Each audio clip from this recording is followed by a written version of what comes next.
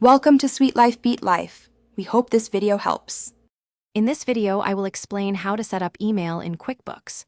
First, open QuickBooks Desktop and navigate to the Edit menu. Next, select Preferences from the drop-down, then click on Send Forms in the left-hand panel. This is where you'll manage your email preferences. You can choose between Outlook, webmail, or QuickBooks email service. We'll cover the steps for each option to ensure your invoices and reports are sent efficiently. Once in the Send Forms preferences, you'll select your desired email method. If you're using Outlook, ensure it's already set up on your computer. QuickBooks will integrate with it.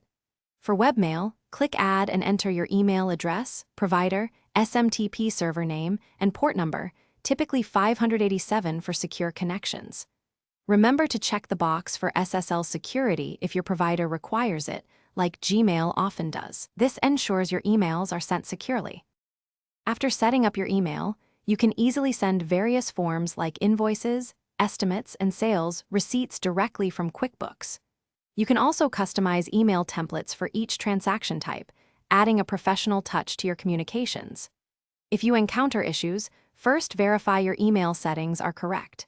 If customers aren't receiving emails, advise them to check their spam or junk folders, as emails can sometimes be filtered.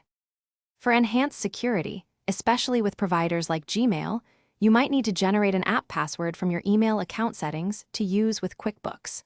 This provides a 16-digit passcode for non-Google apps. You can also insert dynamic fields into your email templates, such as customer name or invoice number, for personalized messages. And speaking of efficiency, if you're looking to upgrade your home, check out the Shark AI Ultra Robot Vacuum. It offers voice control, self-emptying, and is pet-friendly. You can find a link to this and other great deals in the description below. Thanks for watching. Consider subscribing if we helped you.